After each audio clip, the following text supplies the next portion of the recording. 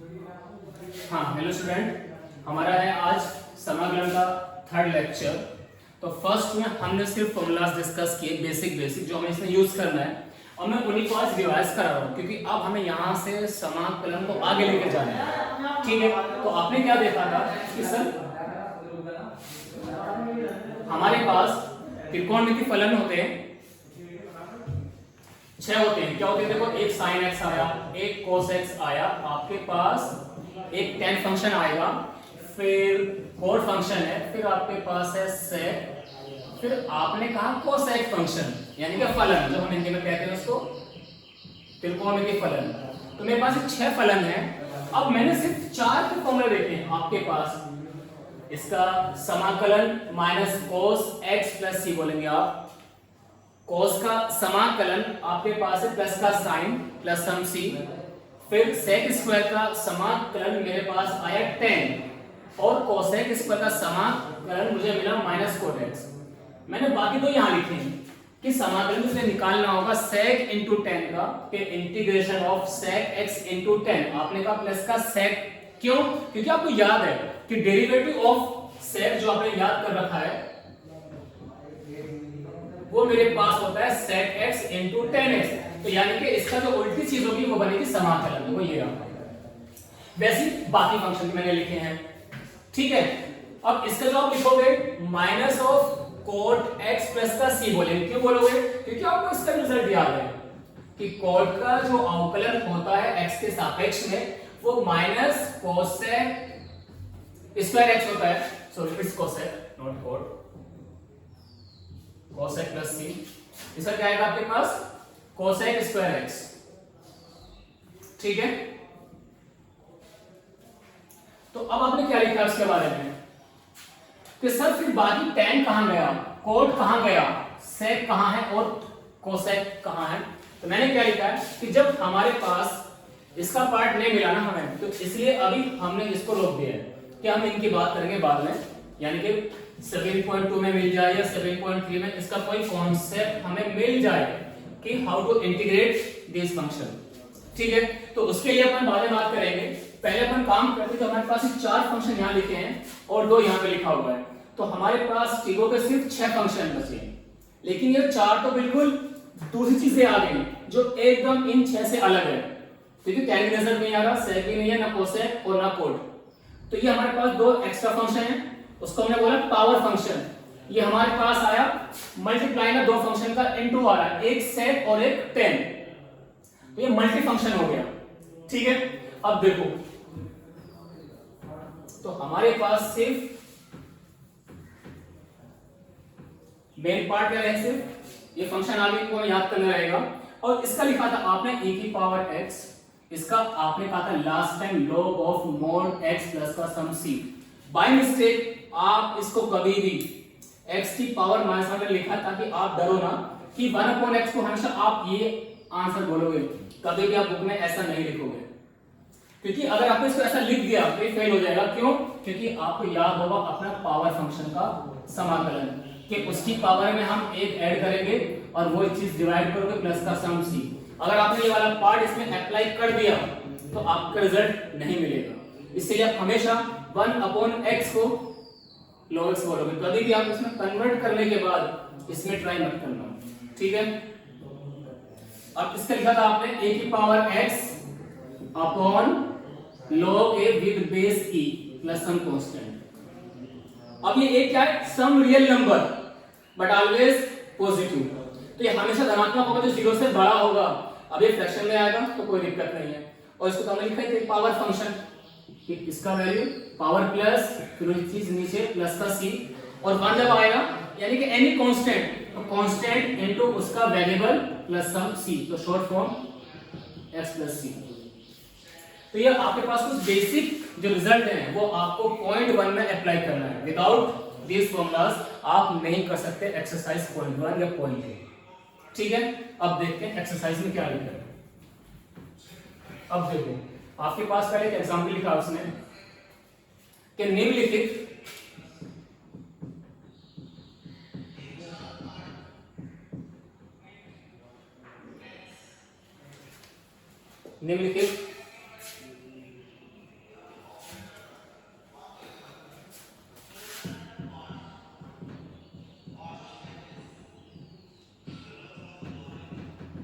को ज्ञात कीजिए। ठीक है, उसे क्या लिखा आपके पास? वो पहला सवाल है ये फर्स्ट, इंटीग्रल ऑफ x की घात 3/2 प्लस 5x। ठीक है, फिर आपने कहा सेकंड कोई नंबर लिखा आपने इस तरह से x की घात 5 प्लस x की घात 3 प्लस x की घात 2, जब हम इसे डिवाइड करेंगे x स्क्वायर से तो इसका समाकलन क्या होगा? ठीक है, आपके पास दो सवाल है। अब अगर आप देखते हो इसको वन बाय वन कि हम कैसे इसको समाकलन करने वाले हैं। अगर मैं पहले की बात करूं आपसे, ठीक है, तो हमने क्या लिखा कि मेरे पास दो फलन है, एक पहला और ये दूसरा। तो आप दोनों को पहले अलग अलग करोगे तो आपके पास कुछ ऐसा नजर आएगा कि मैंने पहले को अलग कर दिया समाकलन के लिए, दूसरे को आप अलग कर दो समाकलन करने के लिए, ऐसे आ गया। तो आपने कहा सर ये भी पावर रूल लगेगा और यहां भी पावर आएगा, क्यों? x की घात 3/2, तो मैंने कहा था पावर के लिए कि उसकी पावर +1। आप याद कर लो उसका भी फॉर्मूला कि जब कोई पावर में कोई फंक्शन आएगा तो उसका समाकलन आपके पास क्या लिखा जाएगा? उसकी पावर में +1 करो और वो चीज नीचे लिख दो आप। अब देखो तो इसकी घात कितनी है? 3/2, तो आपके पास कुछ रिजल्ट ऐसा बन के आएगा कि उसकी घात +1, घात कितनी थी? 3/2, तो प्लस का 1 और अपॉन घात +1। अब इसके लिए आप बोलोगे सर जो नंबर है बाहर रहेगा, x की घात यहाँ पे आपको 1 नजर आएगा, तो बोलोगे आप 1 + 1 अपॉन 1 + 1 और प्लस का दोनों के लिए एक कांस्टेंट सी आ जाएगा। अब इसको आप देख लो, जब ये फ्रैक्शन होगा तो बाय एलसीएम लगा दो, 2 × 2 प्लस का 3, आपने कहा 5/2, बिल्कुल सेम चीज नीचे आ जाएगी 5/2, फिर प्लस 5 × x की घात 2/2 प्लस का c, ये आ गया इसका आंसर। ठीक है, अब इसकी बात करोगे आप, ये आ गया मेरे पास एक बटे में, और जबकि मैंने लिखा था अलजेब्रा को एक घात के फॉर्म में सिर्फ अकेला x की घात n, बटे किस में आ गया? बटे में आ गया। तो पहले आप क्या करो, सारे पदों को अलग अलग करोगे। कैसे करोगे कि पहले पद को इससे भाग करो, दूसरे पद को भी फिर इससे भाग करो, तीसरे पद को भी इससे भाग करोगे आप, यानी कि इसको बोलेंगे कि हमने टर्म्स को सेपरेट कर दिया, हमने सब मेंबर को अलग अलग कर दिया ताकि ये पूरा डिवीजन सिंगल सिंगल टर्म में डिवाइड हो जाए। अब देखो x की घात 5 बटे x की घात 2, x की घात 3, x की घात 2, फिर प्लस यह आपके पास बन के आया।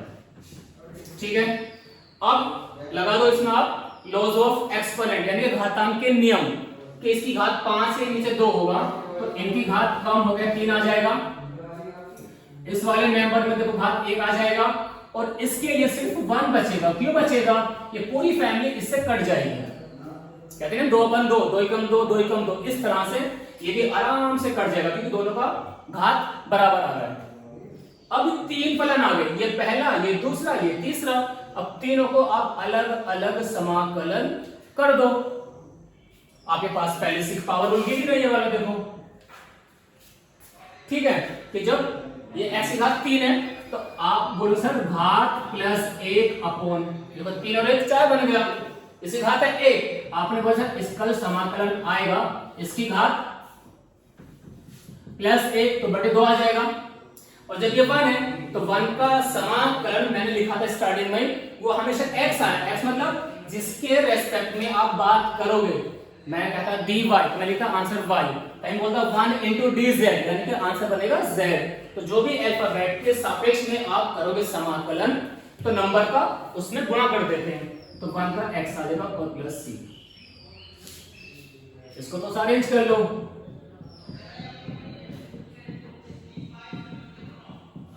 ये बन गया आपका समाकलन का आंसर। तो ये पहले का आंसर आ गया और ये दूसरे का आ गया। ठीक है, तो ये पहला आया, ये उसका दूसरे का रिजल्ट आ गया।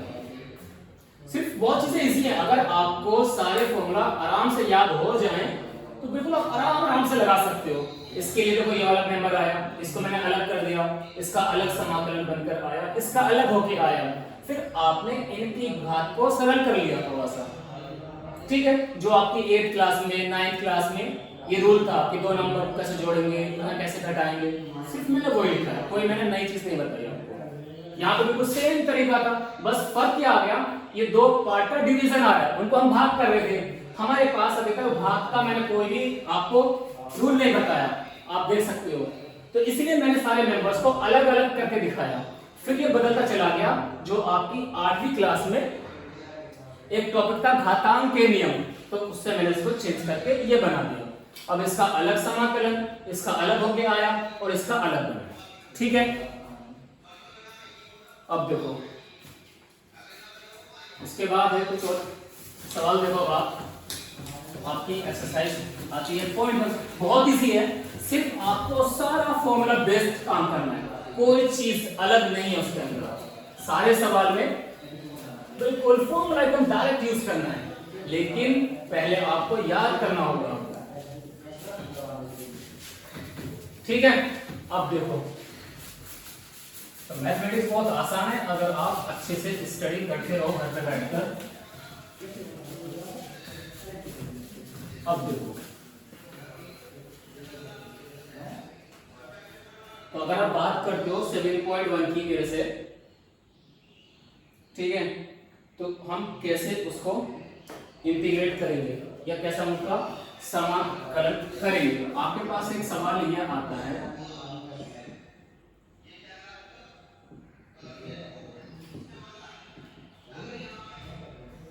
निम्नलिखित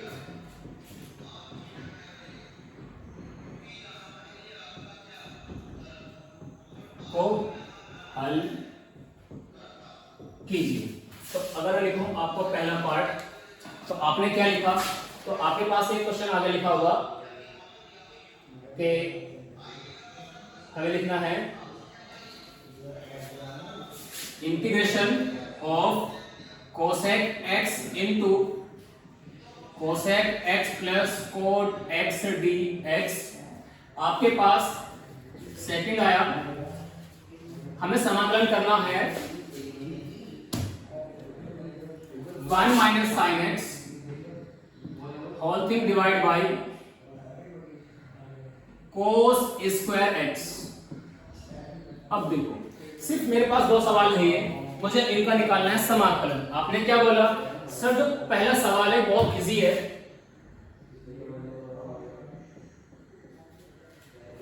अब देखो जब मैं इससे पहले कॉपी करा मैंने, तो मैं समाकलन को ऐसे दिखा दूं, क्यों, क्योंकि इसका इंग्लिश क्या है, इंटीग्रेशन, तो इसका फर्स्ट लेटर कौन है, आई आ रहा है, तो मैं हर सवाल में जब भी समाकलन की बात करूंगा आई से दिखाऊंगा।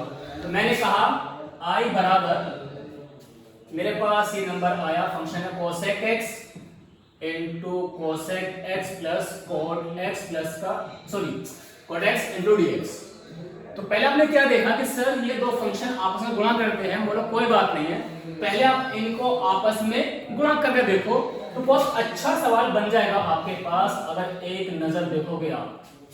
क्यों, जब ये कोसेक इस कोसेक में इंटू करेगा तो उसका स्क्वायर हो गया, जब वो इसमें गुणा करेगा तो आप कुछ ऐसा नजर आएगा, राइट। और अब बनेगा मेरे पास दो अलग अलग फंक्शन, और जिसमें कि आपको पहले से दोनों का रिजल्ट याद है कि सर कोसेक स्क्वायर का समाकलन माइनस कोट होता है, कोसेक और इंटू कोट का समाकलन आपके पास कोसेक होता है, बिल्कुल दोनों के पास। इसकी वैल्यू देखो माइनस का कोट आ जाएगी, क्यों, क्योंकि मैं इसका और बेस्ट है, एक लाइन और लिख लो आप कि हम इनको अलग अलग लिख देते हैं, तो शायद थोड़ा सा और अच्छा बन जाएगा आपके लिए। कुछ ऐसा बोलोगे, देखो तो इसका अलग समाकलन, इसका अलग समाकलन करेंगे आप, जो आपके पास पहले से रिजल्ट है, ठीक है।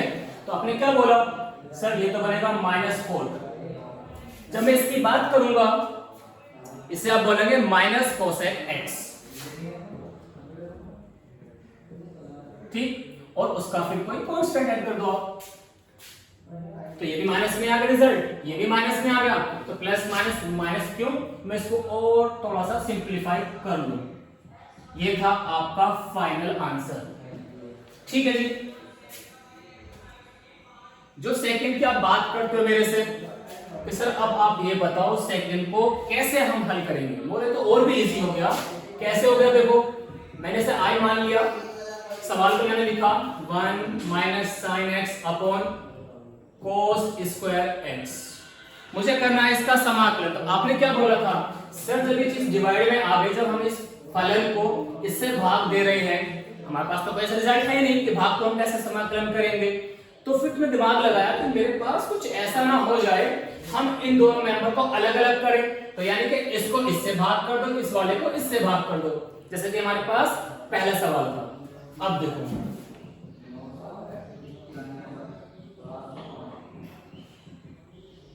ये ऐसा कुछ आपको नजर आ रहा है, ठीक है।